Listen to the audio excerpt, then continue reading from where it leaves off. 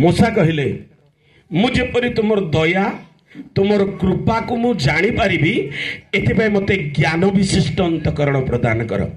प्रभु जो मान को तांको दया बुझीबा पाई तांको कृपा को जानिबा पाई तांकर अनुग्रह को हेजिबा पाई ज्ञान विशिष्ट अंतकरण दरकार।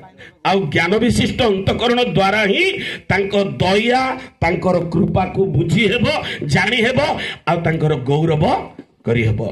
तेबे आसंतु ए समय आमने जानू प्रभु अनुग्रह करी प्रिय परिवार को आ अनेक आशीर्वाद देइछंदी। अवश्य गत दिन में गोटे घटना घटीगला तथापि आमर सतर्क बोधे प्रभु से समस्त करिछंदी तेणु प्रभु का नाम धन्य हो।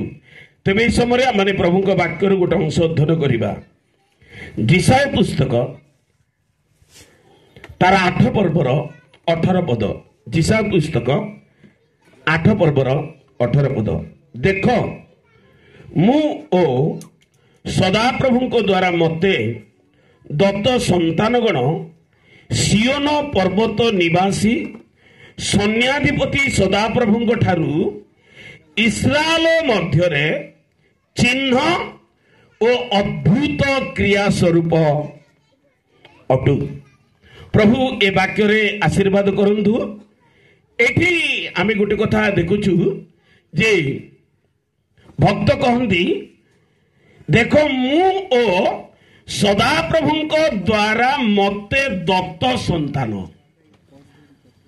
अनेक समय जितेबले आमने संतान संतति पाऊ जितेबले जड़े लोक बाहर पचार ए पिला कार पिला बोली कहले आमे कौन बोली कहूँ कौन बोली कहूँ एटा मोर पिला बोलुछु। आउ जदि पदा लोक पचारे एटा कार पिला बोली कहले कौन बोली कहते ना एटा अमुक लोकर पिला बोलुछंती। किंतु बाइबल भाषा टिके अलगा प्रकार केमती अलगा प्रकार आपण आदि पुस्तक 33 पर्वर 5 पदरे बाइबल केमती प्रकाश करबा को हेबो पिला मानकू से कथा टिके अछि।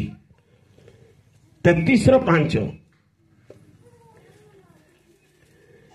एउतारे से अनाई स्त्री गण को और बालक गण को देखी पचारिले तुम संगरे एमाने किए तहीरे से कहले परमेश्वर कृपा करी मते ए संतान मानकू एटा किए बोली कि कहले हमको जेटा मोर पिला बोलुछु एटा कार पिला बोले एटा तार पिला बोलुछु। किंतु बाइबल रे याकूब कहले एमाने किए तार बड़ नना एटा तो कोई नहीं था ना नना एटा पूरा तुमर पुत्रा माने जियारी माने बोली था। किंतु से कहले नहीं प्रेज द लॉर्ड से कहले परमेश्वर कृपा करी देई अछंती। तेणु एठी ए जो जिसाय पुस्तक मु ओ सदा प्रभु को द्वारा मते दत्त संतान जदि आमे प्रभु आमको देइछंती किंतु परमेश्वर के भी सर्वभौम्य सर्वाधिकार अछि। कारण तांको बिना आमने कौन सी संतान संतति पाई पारु नाहु। कारण गीत संहिता 127 पर्व जो कथा लेखा अछि देख संतान गण सदा प्रभुंकर दत्त अधिकार। कारण ए अधिकार केवल परमेश्वर पाखरे अछि। अनेक लोक मेडिकल जाउछंदी अनेक लोक मेडिसिन खाउछंदी दुनिया बुलुछंदी किंतु प्रभुंक दया बिना प्रभुंकर अनुग्रह बिना यह संभव नुह। तेबे प्रभु जेतेबेले अनुग्रह करी देइथिबा संतान एठी गुटे कथा लेखा अछि देखो मु सदा प्रभु द्वारा मते दत्त संतान गण सियोन पर्वत निवासी जो संतान मान को परमेश्वर आम को दियंती से माने सियोन निवासी हेबा दरकार। Praise the Lord. सियोन माने स्वर्ग। अवश्य एबे एबे टिके पुराना हो जाउची से गीत आमे गोटे गीत गाउछु कर एही सान पिलांकु आशीष प्रभु करी करुणा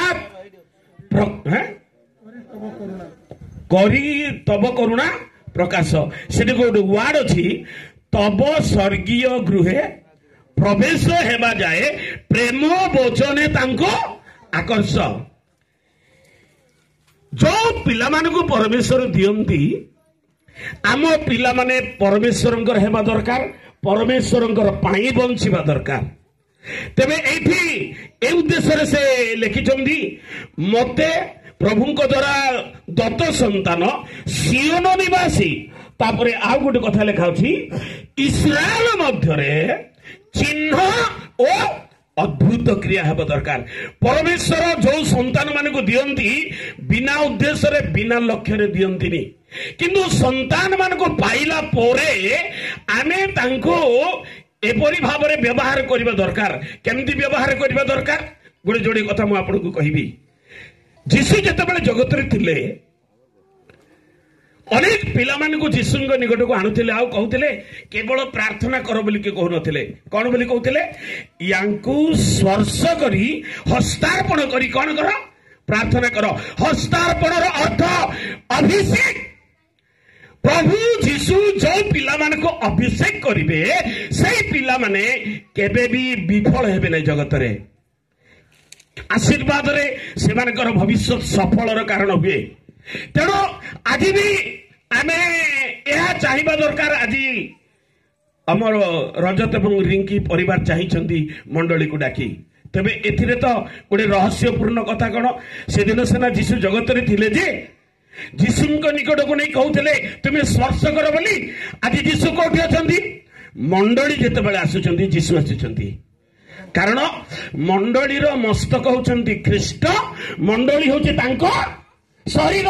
जब मंडली आसुची किए आसुची जीशु आसुची। यही कारण अधिकांश लोक ऋण बाड़ी मंडली को प्राधान्य दे डाकती।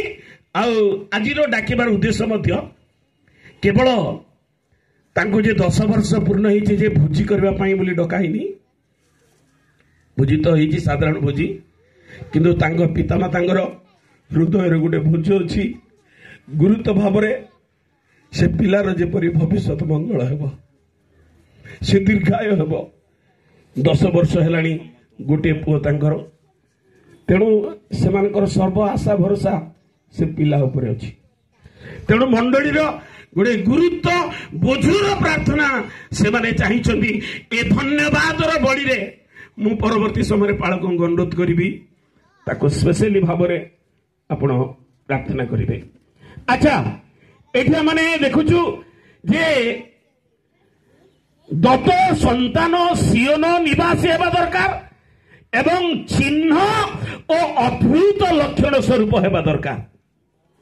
परमेश्वर जो मान को आशीर्वाद करती से माने जगत रे गोटे चिन्ह अद्भुत क्रिया साधन करती। प्रभु से मान को से परी कर्म रे विनियोग करती। आपण देखिए दानिएल पुस्तक तार 6 पर्वर बोधे 27 पदरे पराची परमेश्वर दानिएल को बाबिल रे गोटे चिन्ह और अद्भुत क्रिया स्वरूप कले। हाँ से उद्धार करती और रक्षा करती। से स्वर्ग और पृथ्वी रे से स्वर्ग और पृथ्वी रे अद्भुत क्रिया और चिन्ह साधन करती। Praise the Lord. परमेश्वर दानिएल को गोटे चिन्ह और अद्भुत क्रिया साधन करने पाई तांको उठेले, तांको आशीर्वाद कले। तेबे परमेश्वर जो पिला मान को दियंती आमर पिला मान को पाई परमेश्वर लक्ष्य अच्छी से पिला माने जेपरि गोटे चिन्ह एवं अद्भुत क्रिया साधन करिवे। एहा परमेश्वर को आशीर्वाद। तेबे आपण माने से बैनर रे गोटे अंश लेखाई देखिथिबे सबुदिनिया कथा जे प्रथम सामुएल 3 पर्वर तार 19 पदरे कथा लेखा अछि। अनंतर सामुएल बढ़िले सदा प्रभु तांको संगरे थाई तांकर कौनसी कथा तले पड़िबाकू देले नाही। Praise the Lord. परमेश्वर जो मानको संगरे रहिबे प्रभु से मानको गोटे आशीर्वाद रे उन्नत करिवे। सेमानकर कौनसी कथा तले पड़िबाकू देबे नाही। माने ସେମାନେ ଯୋଉ ଯୋଜନା କରିବେ, ଯୋଉ ସଂକଳ୍ପ କରିବେ, ଯୋଉ ଲକ୍ଷ୍ୟରେ ଯାତ୍ରା କରିବେ, ପ୍ରଭୁ ସେମାନଙ୍କ ଜୀବନରେ ତାହା ସଫଳ ହେବାକୁ ଦେବେ। କାରଣ ପରମେଶ୍ୱର ଦେବେ, ଦୟା ନ କରିବେ, ସଙ୍ଗରେ ନ ରହିବେ, ଆଶୀର୍ବାଦ ନ କରିବେ, ଆମେ କିଛି କରିପାରିବା ନାହିଁ। କାରଣ ଲେଖା ଅଛି, ମୋ ବିନା ତୁମେ କିଛି କରିପାର ନାହିଁ। ତେଣୁ ପ୍ରଭୁ ଅନୁଗ୍ରହ କରି ଯୋଉ ପୁଅଙ୍କୁ ଦେଇଛନ୍ତି ସେମାନଙ୍କର ପିତାମାତାଙ୍କର ଲକ୍ଷ୍ୟ ଅଛି, ଆଉ ସେଇ ପିଲା ଯେପରି ଦିନକୁ ଦିନ ପ୍ରଭୁଙ୍କ ପାଇଁ ବଞ୍ଚିବ, ବଢିବ। ତେବେ ଏଇ ସାମୁଏଲଙ୍କର କଥା ମୁଁ ଦେଖୁଥିଲି ଯେ ସାମୁଏଲ ବଢିଲେ କେମିତି ବଢିଲେ? ଜଗତରେ ପ୍ରଭୁ ଆମମାନଙ୍କୁ ଦେଇଥିବା ପିଲାମାନଙ୍କୁ ଆମେ ବଢେଇବାକୁ ଚାହୁଁଛୁ, କିନ୍ତୁ ଆମ ପିଲାମାନେ କେମିତି ବଢିବା ଦରକାର? ଆପଣ ଲୁକ ପୁସ୍ତକ 2 ପର୍ବର ତାର 52 ପଦ ଟିକେ ପଢିବେ କି? ଲୁକ ପୁସ୍ତକ 2 ପର୍ବର 52 ପଦ। ଆଚ୍ଛା, ଯୀଶୁ ଜ୍ଞାନରେ, ଶରୀରରେ, ପ୍ରେଜ୍ ଦ ଲର୍ଡ। ଯୀଶୁ, ଆଜ୍ଞା ଯୀଶୁ ତ ଈଶ୍ୱରଙ୍କର ପୁତ୍ର, କିନ୍ତୁ ସେ ଜ୍ଞାନରେ ଏବଂ ଶରୀରରେ ମନୁଷ୍ୟମାନଙ୍କ ଦୃଷ୍ଟିରେ, ଈଶ୍ୱରଙ୍କ ଦୃଷ୍ଟିରେ ଅନୁଗ୍ରହରେ ବଢିଲେ। ପ୍ରଭୁ ଆମମାନଙ୍କୁ ଦେଇଥିବା ପିଲାମାନଙ୍କୁ ଆମେ ପ୍ରଭୁଙ୍କ ପାଇଁ ବଢେଇବା, ଜାଗତିକ ଜ୍ଞାନରେ ବଢେଇବା। ଜାଗତିକ ଜ୍ଞାନରେ ବଢେଇବା ମାନେ କଣ?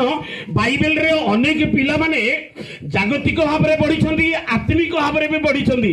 ଆମେ ଆମ ପିଲାମାନଙ୍କୁ 2 ପ୍ରକାର ଭାବରେ ବଢେଇବାକୁ ହେବ। ଗୋଟେ ହଉଛି ଜାଗତିକ ଜ୍ଞାନରେ ବଢେଇବାକୁ ହେବ, ଆଉ ଗୋଟେ ହଉଛି ଆତ୍ମିକ ଜ୍ଞାନରେ ବଢେଇବାକୁ ହେବ। ଏଇ ଯୋଉ ଦାନିଏଲ ଏ ଜାଗତିକ ଭାବରେ ଜ୍ଞାନୀ ଏକା, ଆତ୍ମିକ ଭାବରେ ବି ଜ୍ଞାନୀ ଏକା, ଯେ କି ଚିହ୍ନ ସ୍ୱରୂପ ହେଲେ। ଆପଣ ଦାନିଏଲ ପୁସ୍ତକ ତାର 2 ପର୍ବର 48 ପଦ ଯେତେବେଳେ ପଢିବେ, ପଢିଥିଲେ 2:48, ହଁ, ତହୁ ରାଜା ଦାନିଏଲକୁ ମହାନ କରି ଅନେକ ବହୁମୂଲ୍ୟ ଉପହାର ଦେଲା, କର୍ତ୍ତୃତ୍ୱ ପଦ ଦେଇ।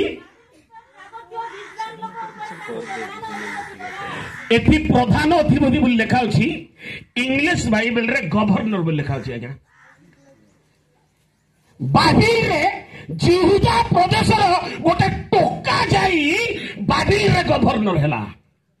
ଗଭର୍ଣ୍ଣର ଏ ବାଇବେଲ ପଢା ଜ୍ଞାନ କି? ଜାଗତିକ ଜ୍ଞାନ ନହେଲେ ଜଣେ ଲୋକ ଚାକିରି ପାଇବ ନାହିଁ। କିନ୍ତୁ ତୁମେ ଦାନିଏଲ ଅପେକ୍ଷା ଜ୍ଞାନୀ ବୋଲି ଗୋଟେ ପଦ ଅଛି, ସେଟା ଅଲଗା ଅର୍ଥରେ, କିନ୍ତୁ ଦାନିଏଲ ଜାଗତିକ ଜ୍ଞାନୀ, ଆତ୍ମିକ ଜ୍ଞାନୀ। ତେଣୁ ଜାଗତିକରେ ଜଣେ ବଡ ଲୋକ ହେଇପାରିଲା, ଆତ୍ମିକ ଭାବରେ ଯଦି ମଧ୍ୟ କହିବାକୁ ଗଲେ ଦାନିଏଲ ପରି ବିଶ୍ୱାସୀ, ପ୍ରେଜ୍ ଦ ଲର୍ଡ, କାରଣ ସିଂହ ମାନଙ୍କୁ ଜୟ କରିବା ଦାନିଏଲ। କିନ୍ତୁ ଦାନିଏଲ ପାଖରେ ଗୋଟେ ଗୁଣ ଥିଲା, କଣ? ଦାନିଏଲ ଦିନକୁ କେତେଥର ଲାଗି ପ୍ରାର୍ଥନା କରୁଥିଲେ? 3 ଥର ପ୍ରାର୍ଥନା କରୁଥିଲେ। ଦାନିଏଲ କଣ ଯେ ବୋଲୁଛନ୍ତି ସେଟା ଓଏସ୍ ପାସ୍ କରିକି ଗଭର୍ଣ୍ଣର ହେଇନାହିଁ। ପ୍ରେଜ୍ ଦ ଲର୍ଡ। ଦାନିଏଲର ଟ୍ୟାଲେଣ୍ଟ, ଜ୍ଞାନ, ବୁଦ୍ଧି ଦେଖିଲେ ଆଉ ରାଜା ତାକୁ ନେଇକି ଗଭର୍ଣ୍ଣର କଲେ ବାବିଲରେ। ତେବେ ମୁଁ କହିବାର କଥା, ଆମେ କେବଳ ଜାଗତିକ ବିଦ୍ୟା ଅଧ୍ୟୟନ କରିବା ପିଲାମାନଙ୍କୁ ତାହା ନୁହଁ, ଜାଗତିକ ବିଦ୍ୟା ଅଧ୍ୟୟନ କରିବା, ତାହା ସହିତ ପାରମାର୍ଥିକ ବିଦ୍ୟା କରିବା ଦରକାର। ଆତ୍ମିକ ବିଦ୍ୟା ସେମାନଙ୍କୁ ଦେବା ଦରକାର, ସେମାନଙ୍କର ମୁଣ୍ଡରେ ପୁରେଇବା ଦରକାର। ମୁଁ ଯୋଉ କଥା ପଢଉଥିଲି, ଅନନ୍ତର ସାମୁଏଲ ବଢିଲେ, ପରମେଶ୍ୱର ତାର ସଙ୍ଗରେ ଥାଏ, ତାର କୌଣସି କଥା ତଳେ ପଡିବାକୁ ଦେଲେ ନାହିଁ। ଏ ସାମୁଏଲର କଥା ମଧ୍ୟ ଆପଣ 7 ପର୍ବ 1 ସାମୁଏଲ 12 ପଦରେ ସେ ବିଚାର ପଢନ୍ତୁ, ତରେ ବିଚାରକର୍ତ୍ତା ହେଲେ ବୋଲି ଲେଖା ଅଛି। ହଁ, 1 ସାମୁଏଲ 7:12 ସେଇଟା କି? ହଁ, କାଇଁ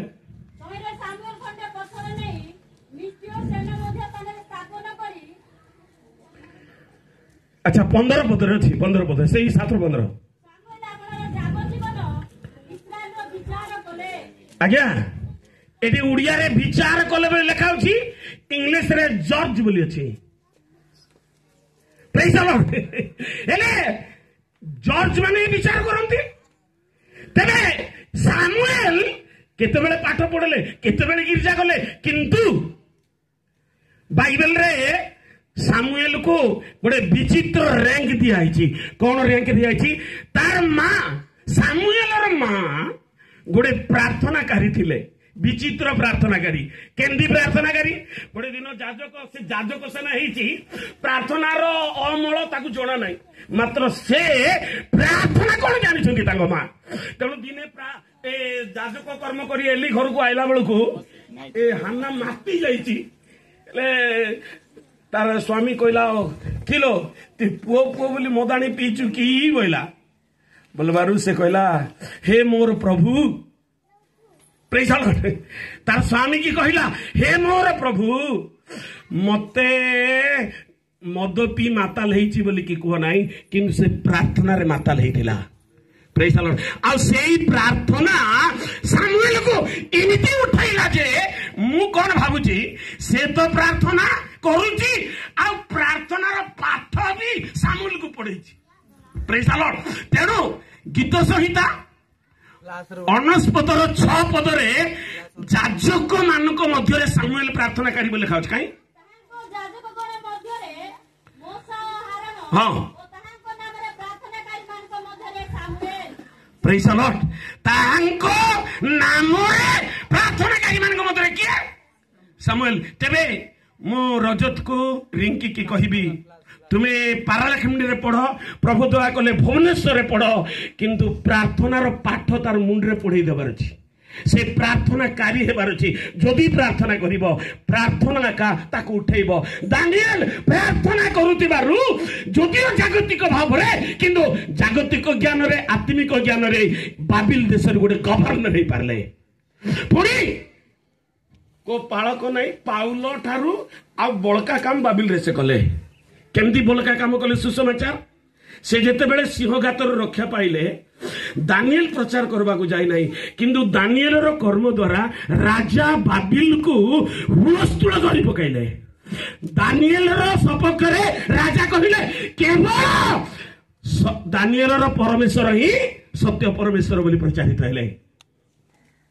यार जागतिक भाव रे आत्मिक भाव से भी बढ़िबा को लागिले तेणु प्रभु जो पिला मान को दियंती से पिला माने चिन्ह एवं अद्भुत क्रिया स्वरूप हेबा दरकार आओ प्रभु एपरि केमती करंती जो माने सब बेले तांको ठरे समर्पण करंती तांको दियंती कारण लेखा अछि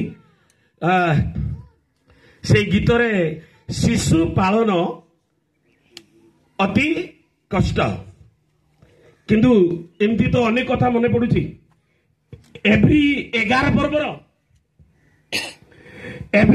पर्वर 24 रे गोटे पढ़ गोटे कथा पढ़ंतु तो विश्वास द्वारा मोसा बयस प्राप्त हेला उतारे